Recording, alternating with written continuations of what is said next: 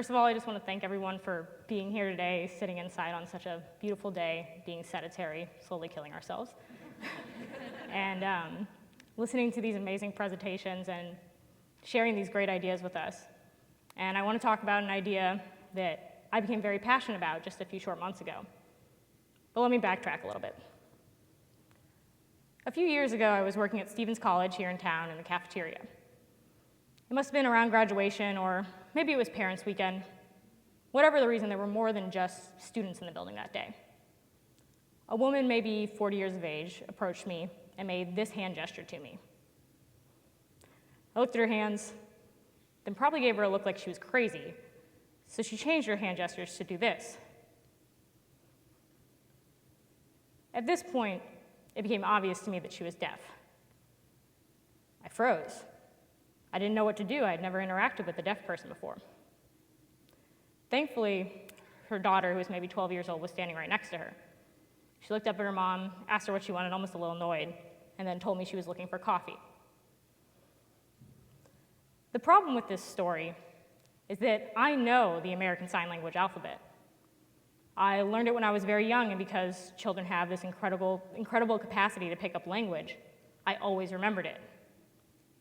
But that was the last thing I was thinking about when this woman was asking me for coffee. Truthfully, I was trying to figure out how to get her to go away because she made me uncomfortable. I didn't realize it that day, but the situation would change my life forever. It was around this time that I noticed an ad for an 8-week ASL community course being advertised in the MU Info, a weekly ad she put out by the University of Missouri. I thought to myself, maybe I should confront these feelings I had towards this deaf woman and learn a little bit of sign language. Instead, I wrote myself off as being too busy, maybe next semester. I watched this ad go in and out of the MU Info every single semester, sometimes even twice a semester, but still, I put it off. It wasn't until 8 months after I graduated from the University of Missouri that I decided I had time to devote to ASL. This was 2 years after the interaction that I had with this deaf woman in my story. When I started to take the class, it actually turned out to be a lot of fun. My teacher was an adult who was deafened later in life and was able to regain the use of her speech. Because of this, the class was taught in English. There was only one class meeting a week, no homework, friendly introduction to the language. We learned the basics similar to any other beginning course in a foreign language, but something happened that I didn't expect. I ended up taking away much more from this course than just an understanding of grammar and vocabulary. And this is what I'd like to share with you today. The first thing I noticed is that I became very aware of my ears. I began to appreciate my sense of hearing. Many people would say the thing they would miss most about losing their hearing is music. But I think I would miss a lot more than just the sound of music. Have you ever dropped something, like a quarter or a pencil, and you didn't know you dropped it except you heard it hit the ground? What happens to that pencil if you're deaf? Have you ever listened to the sound of your breathing or the sound of your eating? What about the sound your skin makes when you rub your hands together? All these things make unique sounds that I began to notice more after I started taking sign language. As hearing individuals, we should appreciate the wonders of our ears, no matter how minute the sensation may seem. All right, I get it. Who cares about the sound our skin makes or that pencil that got left behind? Well, let me give you an example you might find a little more substantial. Think about the way we communicate with each other. The hearing tend to be very dismissive, distracted by the world around us, avoiding eye contact, just holding on to the conversation with our ears. If you're deaf, this is not possible. If you aren't looking at the person you're signing with, there's no communication. Every second you look away, you're missing important aspects of your conversation. This makes communication more intimate, and deeper connections are made. You start to forget the distractions of life and just focus on that other individual. To the hearing, communication has become this thing that we hardly even think about anymore. We can communicate with almost everyone, but would rather not communicate with most of them. This is not the case if you're deaf. Not everyone can sign, and lip reading is really hard. Deaf people cherish communication because of this. Humans are social animals. We want to communicate and desire to be understood. I think we sometimes forget the beauty of interpersonal interaction. By the end of my course, my ears had become a wonder to me. I started to think about everything in relation to my hearing. I was excited about this newfound appreciation of my hearing and at the same time quite satisfied with the experience I had over the last 8 weeks. My teacher encouraged those who wanted to continue their study of sign to take another 8 weeks of the beginning course before moving up to the intermediate level. Next class started same time, same place next week. Leaving class that night, I really had no intentions of continuing my study of sign, but sure enough, I found myself back the next week for another 8-week beginning course of ASL. And this is when I really started to study the language. And by this, I don't mean memorizing vocabulary. Signing just started to make sense to me.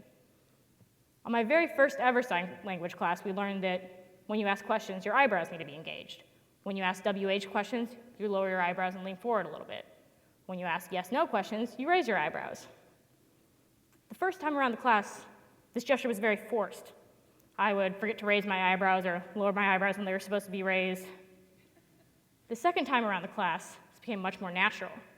I realized this is normally what I do when I voice questions.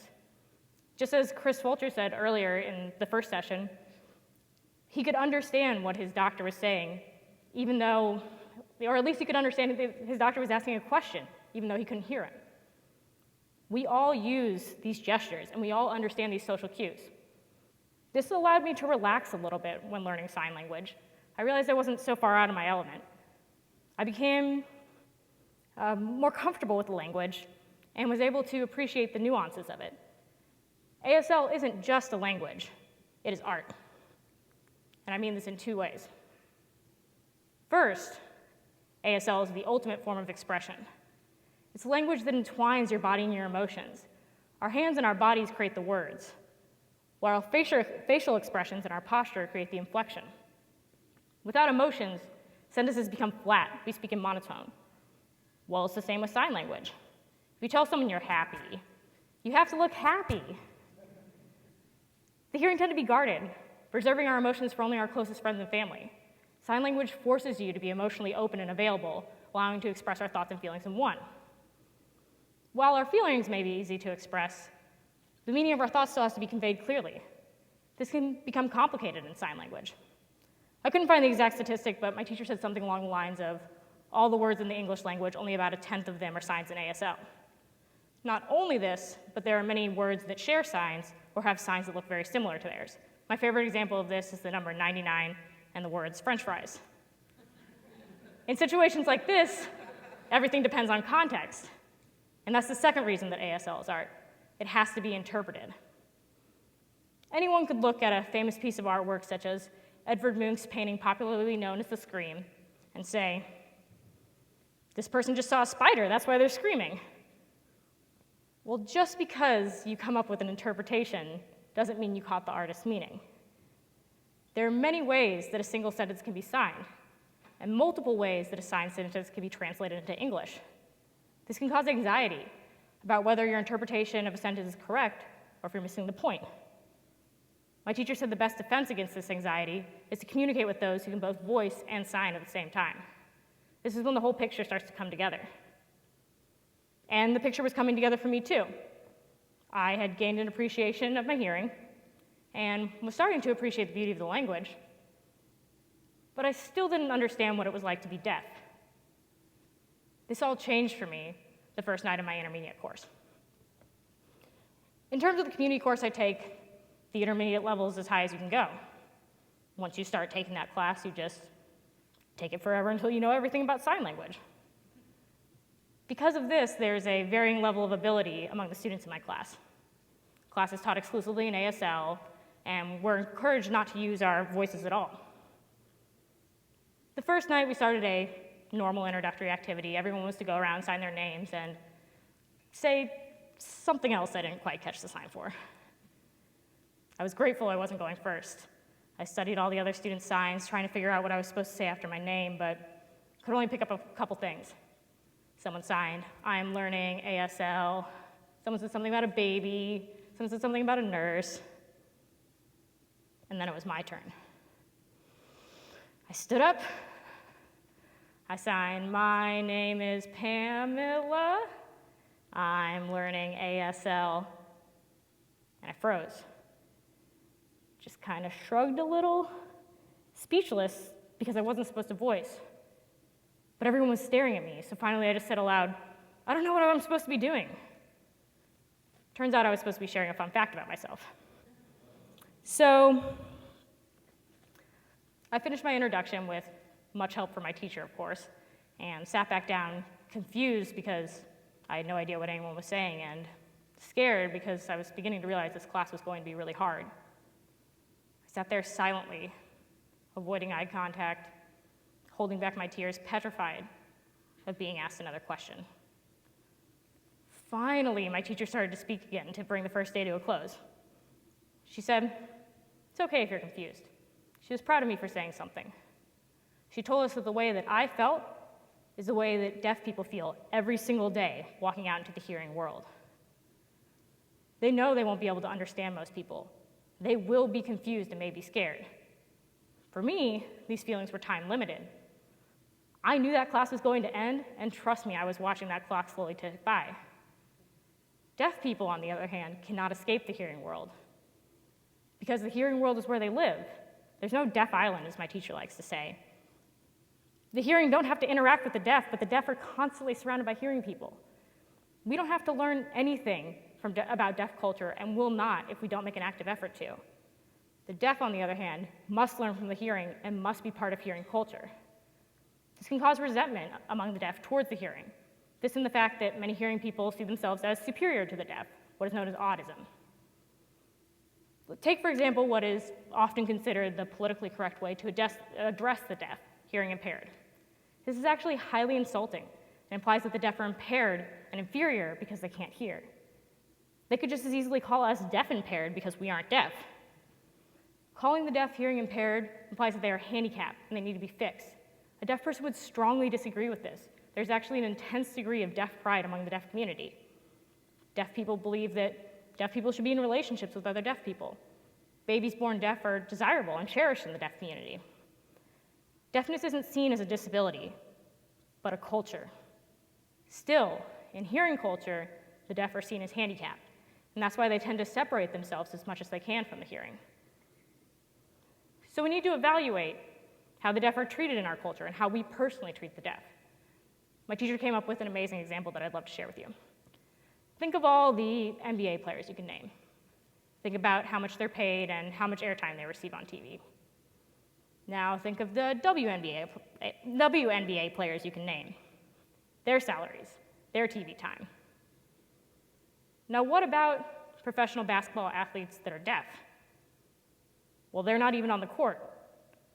The deaf and hard of hearing are still looked down upon in our culture. They struggle to get jobs because the hearing don't understand how they'll interact with others in the office.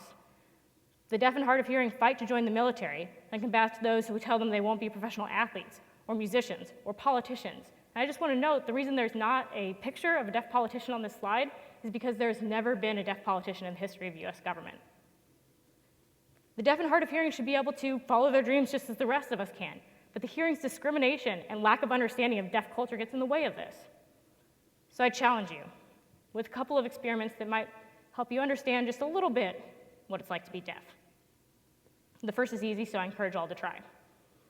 Turn on your TV or get on your computer, find a program or a video that's greatly focused around one person talking or a couple people having a conversation, maybe a talk show or a news program or a TED Talk. You want to find something where the camera is continuously pointed at someone's face so you have a constant view of their mouth. Now mute your TV or computer. Try to figure out what these people are saying just by reading their lips. My teacher, who has been deaf for over 20 years, says she only picks up about 30% of what people are saying when she reads lips. The second experiment is for those who are a little more adventurous. Go out and buy some earplugs, but get the silicone kind because they cancel out the most noise. Put those in and wear them around for a couple of hours, or if you're brave, a whole day. These experiments will not show you what it's like to be deaf, but might give you the smallest inkling of what it's like to live in the hearing world. I want everyone to change their views about the deaf and hard of hearing as I changed my views. The deaf don't need to be avoided, and we don't need to feel sorry for them. Deafness shouldn't be viewed as impairment, but rather a difference, a culture. We should include the deaf and make them feel welcome. We should treat them as we would any other person. Take some responsibility when communicating with the deaf. Don't force them to convey to you what they want and need. Help them arrive at this point. I urge all of you to try and understand deaf culture and learn a little bit of sign language, even if it's as simple as hi, please, thank you, sorry. It's okay to pantomime, make up signs when communicating with the deaf. It won't be proper ASL, but if both parties are understood, that's communication, which is better than letting the deaf fall into the background of hearing culture. Every week when I go to class, I'm still scared and confused. But these aren't feelings we should shy away from. We should embrace them and try to understand them. It's okay to step out of your comfort box sometimes. Learning sign language has much more meaning than simply the knowledge of another language. If there's one sign that has impacted me more than any other sign in ASL, it is this. This is the sign for hearing, but this is also the sign for public. The meaning of the signs is much deeper than the definitions of the words. The deaf do not view themselves as part of the hearing public. This is not their fault, it is ours. I want to welcome the deaf to feel comfortable in the world we live in. I hope that we can make the deaf feel they are part of the public. Thank you.